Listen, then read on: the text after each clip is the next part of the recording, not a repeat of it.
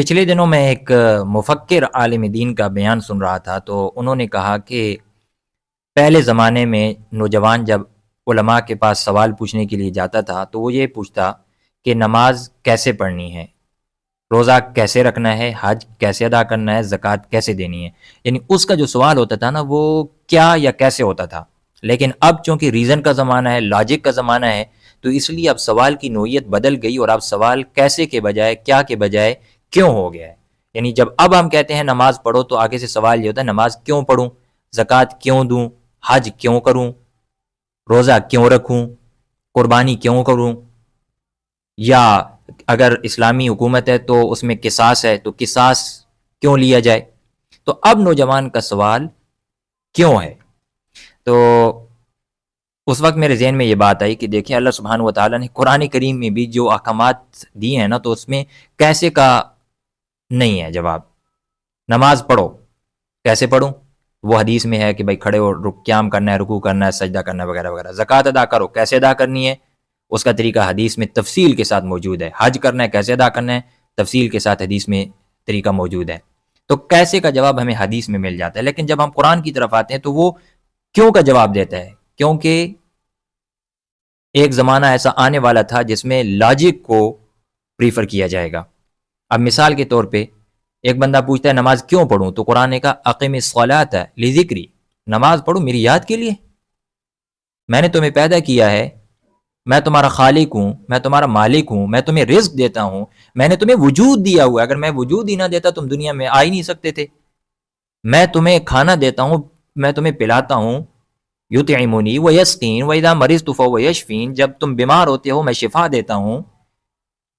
میں تمہیں زندگی دیتا ہوں، موت دیتا ہوں، تو میں تمہارا سب کچھ ہوں۔ تو اقم الصلاۃ لذکری، نماز کو میری یاد کے لیے قائم کرو۔ روزے کی بات آئی تو کیا کہا، کتب علیکم الصیام کما کتب علی الذین من قبلکم لعلکم تتقون، تاکہ آپ متقی بن جائیں، روزہ اس لیے رکھوایا جا رہا ہے۔ حج کی باری آئی تو لیشہدوا منافع لہم ویذکروا اسم اللہ فی ایام معلومات علی ما رزقہم من بہیمۃ الانعام، اللہ کو یاد کریں۔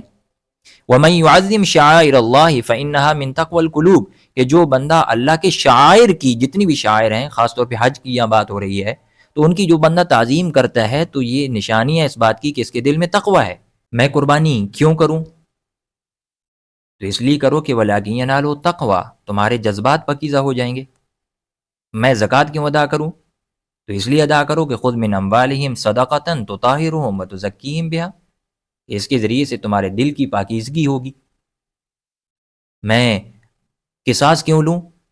اس لیے لو کہ وَلَكُمْ فِي الْقِصَاصِ حَيَاتٌ،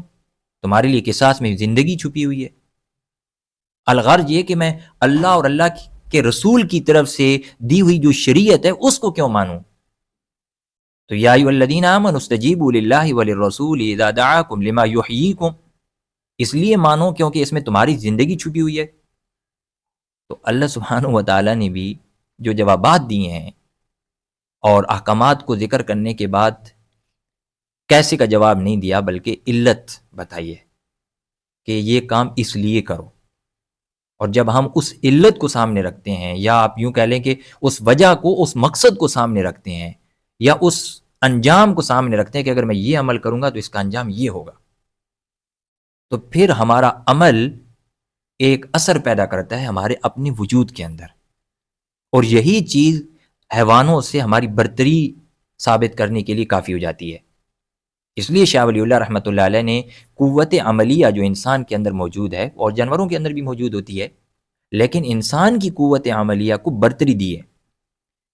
اور شاہ ولی اللہ رحمۃ اللہ کا کہنا یہ ہے کہ قوت عملیہ جو انسان کے اندر ہے اس کو فوقیت حاصل ہے اس قوت عملیہ پہ جو جانور کے اندر ہے، اس لیے کہ جانور جو بھی عمل کرتا ہے اس کا اثر اس کی روح پہ نہیں پڑتا،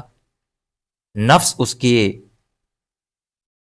اس سے حاصل ہونے والے اثر کو پیتا نہیں ہے۔ لیکن انسان جو عمل بھی کرتا ہے، چاہے نماز ہو، روزہ ہو، زکوٰۃ ہو، حج ہو، یا اس کے علاوہ دیگر دنیاوی اعمال بھی ہوں، تو ان کا اثر ہمارے روح پر پڑتا ہے۔ اگر میں نماز پڑھتا ہوں تو یہ الگ بات ہے کہ آج کل لوگ منیمم ریکوائرمنٹ پوری کرنے کی کوشش کرتے ہیں نیکی کے معاملے میں، وہ یہ دیکھتے ہیں کہ منیمم ریکوائرمنٹ کیا ہے، وہ ہے فرض، چلو بھائی ٹھیک ہے فرض پڑھ لیے، اس میں خشوع خضوع ہے نہیں ہے، ان کو دھیان کے ساتھ ادا کیا گیا نہیں کیا گیا۔ ان کے بعد نوافل اور سنت کا اہتمام ہوا نہیں ہوا، دعا ہوئی نہیں ہوئی، اس کو چھوڑ کے بس منیمم ریکوائرمنٹ یہ ہے کہ فرض پڑھو، پڑھ لی، ختم، تو اس وجہ سے اس عمل کا اثر بھی پیدا نہیں ہو پاتا۔ لیکن جتنے اعمال شریعت نے ہمیں دی ہیں، اگر ہم ان پہ غور کریں اور ان کو ٹھیک طریقے سے ادا کریں تو ہماری روح اور ہمارا دل اور ہمارا پورا وجود اس عمل کی لذت اور اس کی مٹھاس حاصل کر سکتا ہے، پا سکتا ہے، اور اس کے ذریعے سے ہماری روح کو قرب کے درجات بھی مل سکتے ہیں۔